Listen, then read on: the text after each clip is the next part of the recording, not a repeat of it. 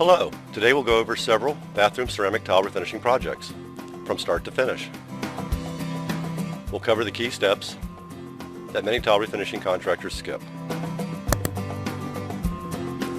The following bathtub and ceramic tile refinishing projects will demonstrate why an in-home estimate is often required. All too often, a homeowner is lured in by cheap discount price. When a quote is given without seeing the project or asking any questions, you're probably about to be ripped off. Before a quote can be given, a legitimate contractor would need to know the square footage of the tile being refinished, has the project been done before and require chemical stripping, any damage that needs to be addressed, go over in detail how the refinishing project will be performed. The project we've picked for you today to start is well over 100 square feet, and we have all sorts of damage. Let's take a look. We have cracked tile, missing towel bar. We have an old worn out tub that's eroded, hard to clean, and the bathroom is just basically showing its age. It's got chips, cracks, damage, and we're going to go over each of these for you. First, let's talk about ventilation.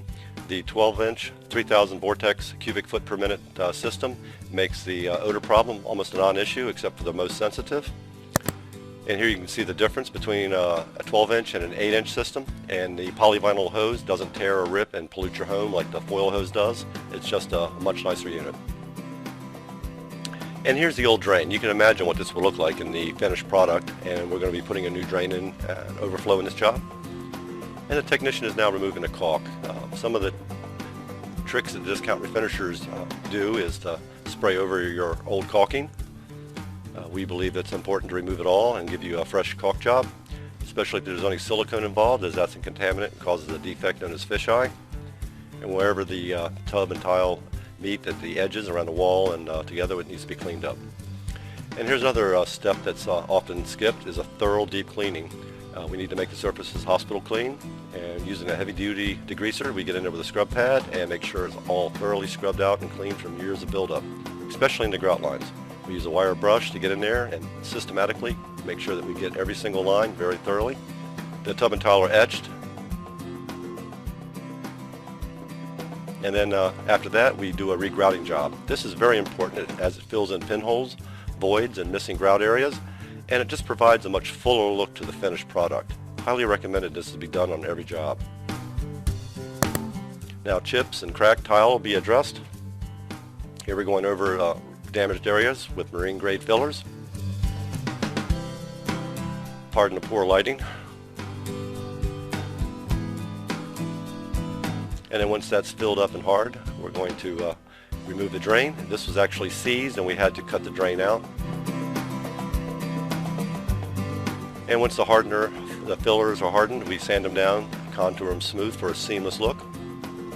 And should the crack in a tile go between two tiles, the grout line needs to be restored, which we often see not being done. Some refinishers will actually spray over your overflow and drain. And once everything's prepped and ready, we mask up the room with paper or plastic to protect the room from overspray as required. And you can see we've done some erosion damage repair in the front of the tub and chips repaired in the back. Technicians applying a non-skid texture to the bottom as ordered with this job. And now that all the tile repairs and preparations are completed, the tech suits up and with the ventilator running, blows out the dust to clear the room from prepping. Then gives the surfaces a solvent wipe down, using a tack cloth to make the surfaces hospital clean. Applies tub potion number 8, silane adhesion promoter. Once that's completed, he loads up the spray gun with the polyester bonding primer and starts the project by cutting in the little small fixtures. The gun needs to be tuned down so we don't over apply. As you can see, there's a lot of little angles here that need to be gotten. And once he's got all these little fixtures cut in, he'll cut in the tile around the perimeter of the room. And especially when you have dark trim, this puts an extra coating of color on these so there's no bleed through.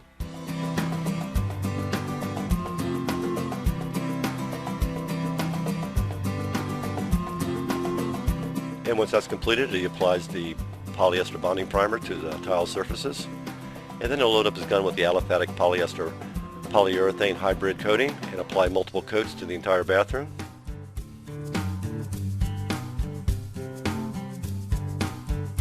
And once that's completed, he'll use an inspection lamp to check the quality of the job and the reflection.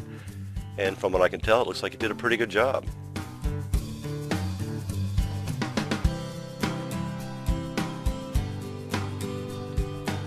And here we are the next day after the paper's been removed.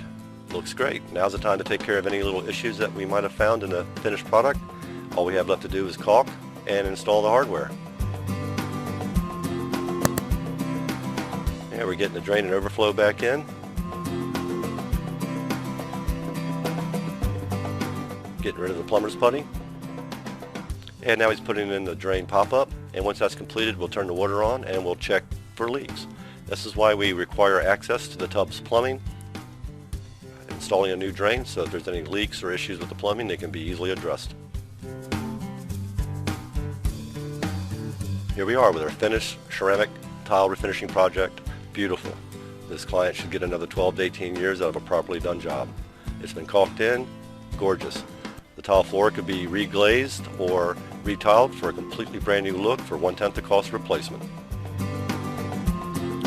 Our next project is a typical 50 square foot tile surround, and during our estimate we discovered the previous refinisher shorted the job badly, ripping the client off. Let's take a look at what happened.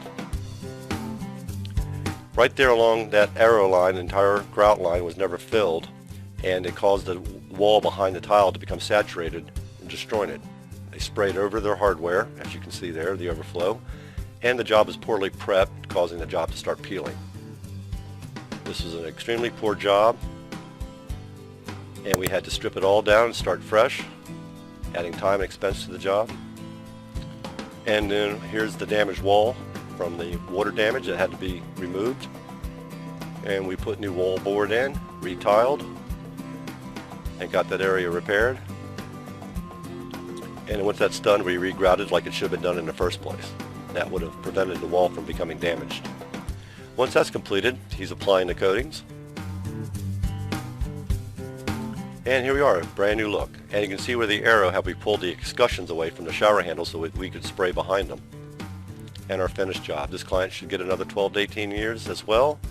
Beautiful. And then there's a few other issues I want to go over that you may find in some older homes. Here we have a mud wall with a foundation shifted, causing it to crack. This needs to be V'd out, filled in, and then the grout lines restored. As well as the cabinet is too close to the tub, as you can see with the next arrow. The cabinet will need to be removed before this job is done. And here we have loose broken tile that needs to be moved and replaced.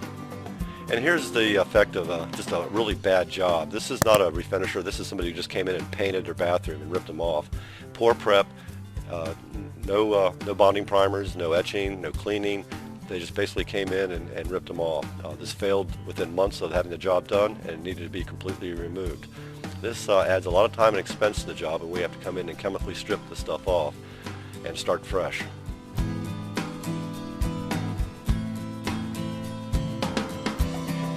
Alright, well that's about it. This is Paul Burns with Porcelain Tub Restorations at Bathroom Innovation HQ. Thank you for watching.